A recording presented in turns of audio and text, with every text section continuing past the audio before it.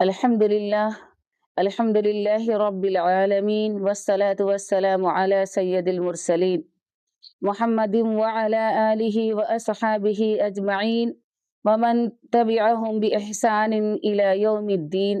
أما بعد، فأعوذ بالله من الشيطان الرجيم. بسم الله الرحمن الرحيم. رب اشرح لي صدري ويسر لي أمري واحلل عقدة من لساني يفقهوا قولي. رب زدني علما رب زدني علما.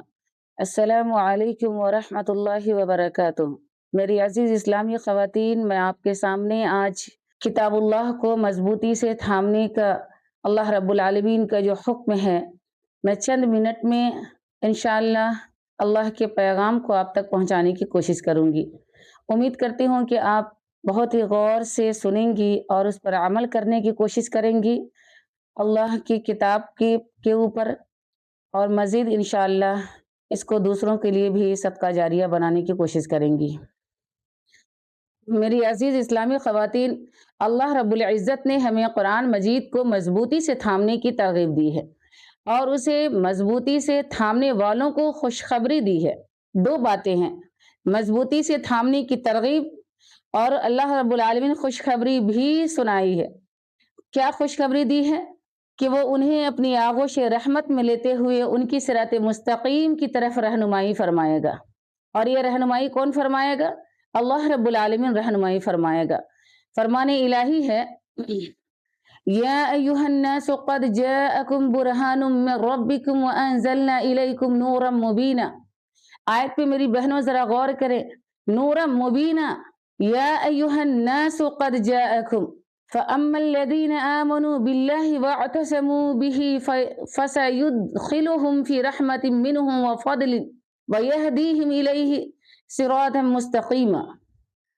اے لوگو، تمہارے رب کی طرف سے، تمہارے پاس تمہارے رب کی طرف سے واضح دلیل آ چکی ہے، اور ہم نے تمہاری طرف صاف راہ دکھلانے والا نور قرآن مجید نازل کیا.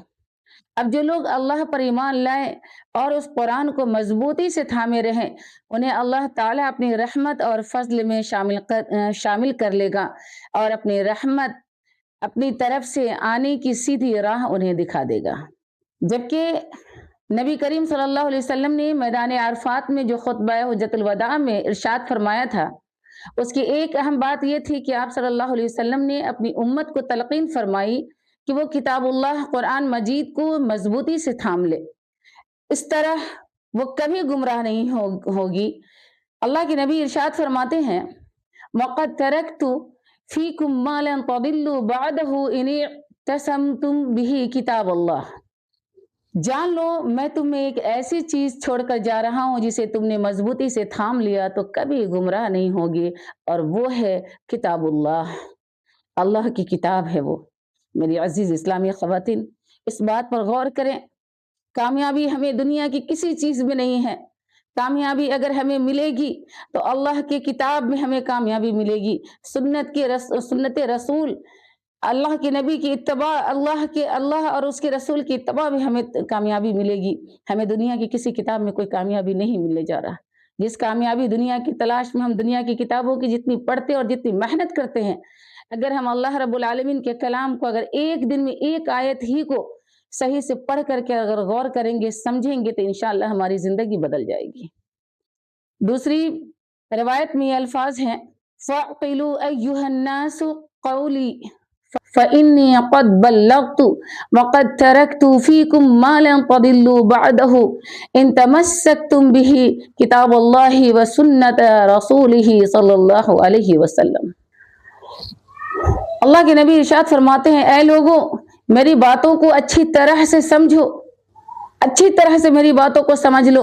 میں نے یقیناً اللہ کا دین آپ تک پہنچا دیا، اور میں تم میں ایسی چیز چھوڑ کر جا رہا ہوں. اس الفاظ پہ ذرا غور کریں. ایسی چیز چھوڑ کر جا رہا ہوں کہ اگر تم نے اسے مضبوطی سے تھام لیا تو کبھی گمراہ نہیں ہوگے. وہ ہے کہ اللہ کی کتاب اور اس کے رسول صلی اللہ علیہ وسلم کی سنت. آج میری اسلامی خواتین، ہم دونوں چیز کو چھوڑ کر بیٹھ گئے ہیں، اللہ کی کتاب کو، نبی کی سنت کو. کیونکہ آج ہمارے دماغوں میں، ہمارے ذہن میں جو بس گئی ہے کہ نہیں، دنیا کی کتاب میں ہی ساری کامیابی ہے، اور اکثر لوگ، اکثر ہماری خواتین ہر مشکل کا سامنا کر کے اپنے بچوں کو دنیا کی تعلیم دلوانے کی کوشش میں لگی رہتی ہیں۔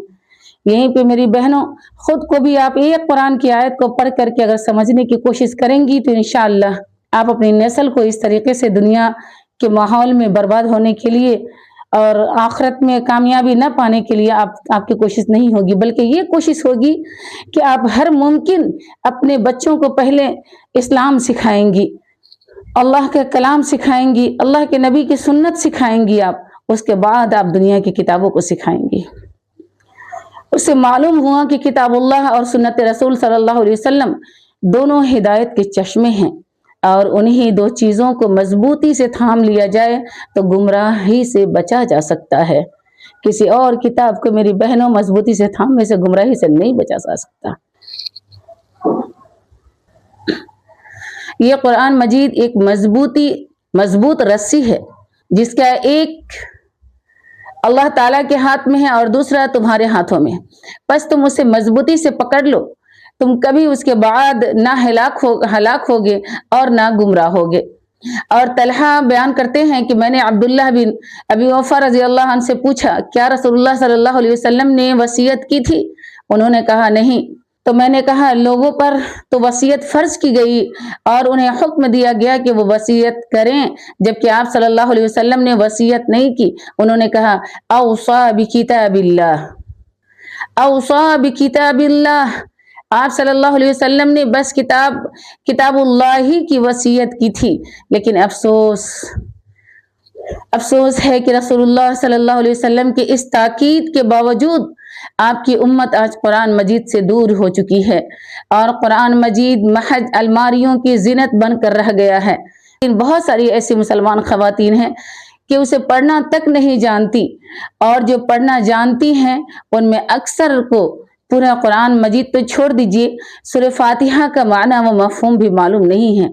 میری اسلامی خواتین، ذرا ہم سوچیں کہ اللہ رب العالمین ہمیں مسلمان گھرانوں میں پیدا کیا، ہمیں مسلمان بنایا، لیکن اس کے باوجود بھی ہمیں اللہ کے کلام کو نہ تو صحیح طریقے سے پڑھنے آ رہا اور نہ اس کو سمجھنے کی ہم کوشش کر رہے ہیں۔ اور جو پڑھنا جانتے بھی ہیں ان میں اکثر کو پورے قرآن مجید، یہی سچ ہے کہ اکثر خواتین کو قرآن مجید کی کچھ سورہ کی بھی میننگ اور اس کا مفہوم نہیں پتہ ہے۔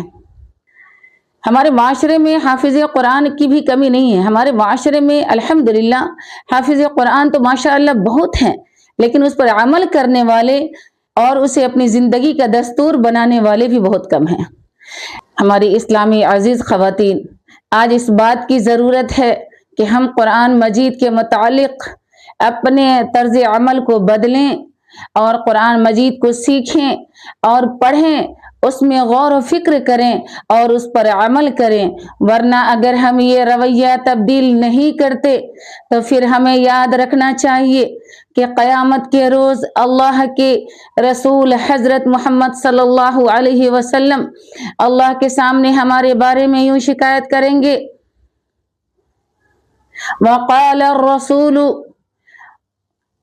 الرسول یا ربی ان قوم اتخذوا هذا القرآن مہجورا، اور رسول اللہ صلی اللہ علیہ وسلم کہیں گے اے میرے رب، بے شک میری قوم نے اس قرآن کو چھوڑ رکھا تھا۔ علامہ ابن قیم رحمہ اللہ علیہ مہجورہ کی تفسیر کرتے ہوئے فرماتے ہیں قرآن کو چھوڑنے کی کئی اقسام ہیں۔ پہلے یہ کہ قرآن مجید کو توجہ سے سننے اور اس پر ایمان لانے کو چھوڑ دیا جائے، دوسری یہ کہ اس کو پڑھا تو جائے اور اس پر ایمان بھی لایا جائے، لیکن اس پر عمل کو چھوڑ دیا جائے اور اس کے حلال و حرام کی پابندی نہ کی جائے، تیسری یہ کہ اسے فیصل تسلیم نہ کیا جائے اور دین کے اصول و فروع میں اس سے فیصلہ نہ کیا جائے اور یہ نظریہ اپنا لیا جائے کہ اس کے دلائل محض لفظی ہیں جو قطعی یقین کا فائدہ نہیں دیتے۔ چوتھی یہ کہ اس میں غور و فکر کرنا چھوڑ دیا جائے اور اللہ تعالیٰ کی مراد کو سمجھنے کی کوشش نہ کی جائے۔ پانچویں یہ کہ دل کی تمام بیماریوں کا علاج اس کے ساتھ نہ کیا جائے اور اس کے ساتھ علاج کرنے کو چھوڑ دیا جائے۔ یہ پانچوں اقسام اللہ رب العالمین کے اس فرمان میں شامل ہیں، ان قوم اتخذوا هذا القرآن مہجورا۔ میری عزیز اسلامی خواتین، میں امید کرتی ہوں کہ آپ انشاءاللہ اللہ کے کلام کو غور سے سنیں گی اور سننے کے بعد آپ آج ہی سے عمل کرنے کی کوشش کریں گی، قرآن کو پڑھنے کی کوشش کریں گی اور مزید اس پر عمل کرنے کے ساتھ ساتھ اپنے بچوں اپنی نسلوں کو بھی قرآن مجید کو پڑھانے سمجھانے کی کوشش کریں گی۔ اور ہمارے معاشرے میں یہ بھی بے حد ضروری ہے کہ ہمیں اچھے ٹیچر کی بھی تلاش کرنی چاہیے جہاں سے ہم صحیح طریقے سے قرآن کو سیکھ سکیں اور سمجھ سکیں۔ آخر میں ہم دعا گو ہیں کہ اللہ رب العزت ہم سب کو تلاوت قرآن اور حفظ قرآن کے ساتھ ساتھ اس میں تدبر اور غور و فکر کی بھی توفیق دے اور اس پر عمل کرنے کی بھی توفیق دے۔ آمین یا رب العالمین۔ السلام علیکم ورحمۃ اللہ وبرکاتہ۔